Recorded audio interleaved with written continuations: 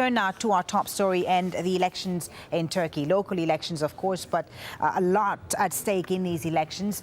Live to Jamal ElShayyal now, who is in the Turkish capital, Ankara. Jamal, the polls have now closed in Ankara as well as in the rest of the country. What's the turnout been like? Well, no official figure yet, but in terms of the queues and the number of people that we've seen take to the schools, to the polling stations, it is a very high turnout indeed. There has been a lot put on stake on these elections from both sides. The government saying and calling on the people of Turkey to come out and vote in large numbers in support of the ruling AK Party, the Justice and Development Party, in order to show that they still have that populist mandate that Prime Minister Erdogan claims he continues to hold. And the opposition has been calling on their supporters and the people of Turkey to also take to the polls and vote for them, to show that they no longer want a government who they accuse of being corrupt. As you say, they are local elections, but it is a much bigger issue at stake. Erdogan and the AK Party, Jamal, have dominated Turkish politics over the last decades, but increasingly they're contested in Turkey, as we've seen in the lead-up to this election. What's gone wrong? Why has the AK Party become such a divisive party, if you will?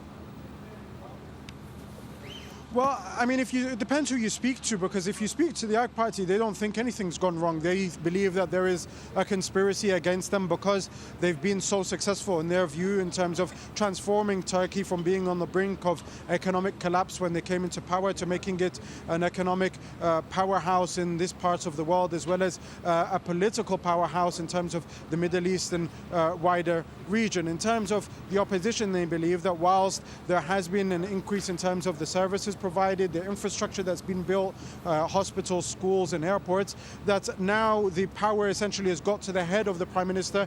One opposition leader said that the Prime Minister is someone who will cling on to power at all costs, and they believe that love or the adamant nature to holding on to power has led the Prime Minister to make several mistakes. They also accuse the government of being implicit, or at least at the heart of these corruption allegations, and the government says these aren't allegations, these are conspiracies to topple them, and that's why they've blocked these social media sites where the leakings of these tapes were first posted. So it really does depend on where you sit or who you speak to in terms of this debate, as we heard in my colleague Omar's package. As far as these elections go, it could actually prove to be something beneficial for the Turkish people, because on the one hand, if the Prime Minister and his party come out with a large margin, it may silence his critics. On the other hand, if he actually loses or gets a smaller margin, as some people say will happen, then it might actually force him to change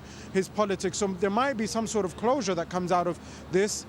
In the meantime, people are just waiting to find out exactly what direction the country will take, whether it will be a continued one under the leadership of the AK Party in the nature in which Erdogan has led it, or whether he will be forced to change his policies. And we'll find out in just a few hours. The first results of these local elections in Turkey expected at 1900 GMT. Jamal ElShayyal in Ankara, thank you very much indeed.